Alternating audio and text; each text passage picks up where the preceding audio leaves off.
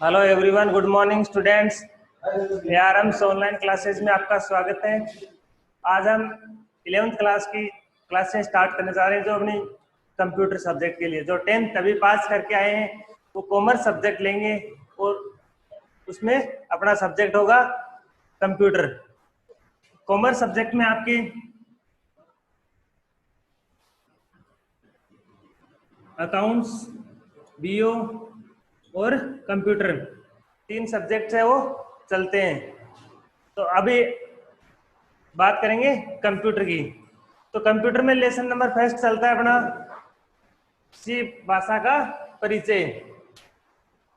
सी भाषा का परिचय, तो सी क्या है? सी लैंग्वेज है। क्या है? सी एक लैंग्वेज है। तो सी लैंग्वेज में क्या क्या आता है? सी एक प्रोग्रामिंग लैंग्वेज है। क्या है? सी एक प्रोग्रामिंग भाषा है।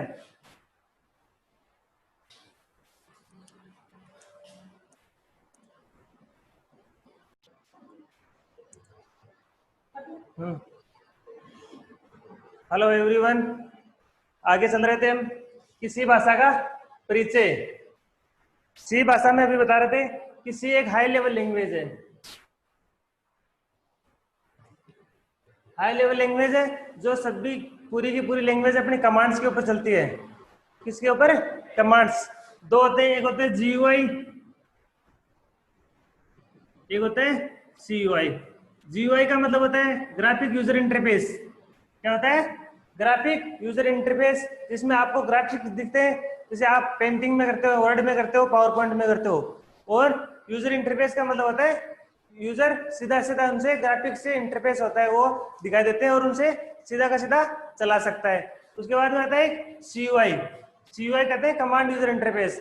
कमांड्स में आपको कमांड याद रखनी होती है और जो आप कमांड लगाओगे वही कार्य किया जाता है। तो ये कहलाता है आपका CUI। तो अपनी जो सी लैंग्वेज है वो CUI आधारित है, कमांड यूजर इंटरफेस पे डिपेंड करती है। इसमें पूरे के पूरे कमांड्स आपको याद रखने होते हैं और जो कमांड्स लगाओगे वही कमांड्स के अकॉर्डिंग वो चलती है।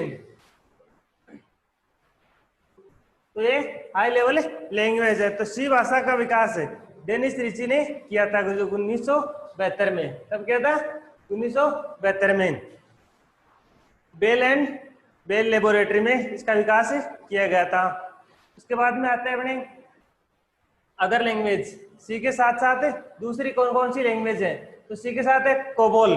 कोबोल का मतलब होता है कॉमन बिजनेस ओरिएंटेड लैंग्वेज। तो ये वाणिज्य सब्जेक्ट के लिए काम में ली जाती है। वाणिज्य के लिए या कॉमर्स के जो भी अकाउंट्स आते हैं ना, उसके लिए काम में ली जाने वाला सब्जेक्ट है कोबोल। उसके बाद में आती है फोर्ट्रेन। ये भी एक सी लैंग्वेज के समकक्ष दूसरी लैंग्वेज है। उसके बाद में आते हैं ये कौन से ऑपरेटिंग सिस्टम में चलने वाली लैंग्वेज है? तो ये चलती है यूनिक्स और डोस ऑपरेटिंग सिस्टम में। यूनिक्स और डोस ऑपरेटिंग सिस्टम में ये कोबोल, फोर्ट्रेन और सी लैंग्वेज ये चलती हैं। उसके बाद में आते हैं सी भाषा में कौन कौन से गुण होते हैं? तो सी भाषा एक लचीली भाषा होती है। कैसी होती है? लचीली भाषा। मतलब इसमें आप आसानी से प्रोग्राम याद, कोडिंग याद रख के उसको प्रोग्राम लिख सकते हैं और प्रोग्राम बना सकते हैं।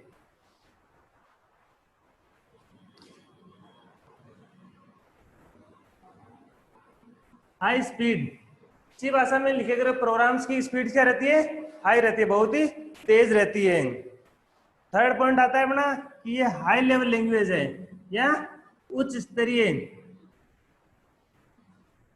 भाषा है। उच्च स्तरीय भाषा है कि जो और आते हैं MS वर्ड में जो आप लिखते हैं उसमें आप आराम से लिख सकते हैं, आराम से उसको पढ़ सकते हैं, लेकिन सी लैंग्वेज में थोड़ा सा याद रखना होता है। और सी लैंग्वेज में लिखा गया प्रोग्राम कम जगह घेरता है।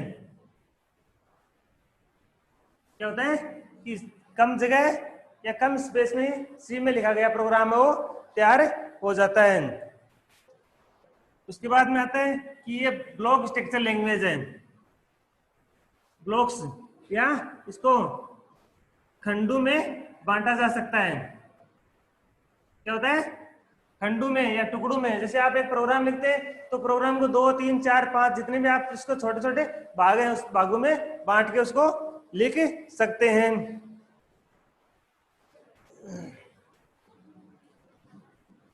और सी भाषा में पॉइंटर का यूज किया जाता है। क्या होता है? सी भाषा में पॉइंटर का यूज किया जाता है। और नंबर 6 बात ये आती है कि जो अपनी सी लैंग्वेज होती है वो 0 और 1 डिजिट के ऊपर डिपेंड करती है। किसके ऊपर करती है? कि ये 0 और 1 को ही समझती है। तो ये आज के लिए आपको बता दिए कि सी भाषा में कौन कौन से गुण है। आज के लिए इतना काफी है। Okay, thanks.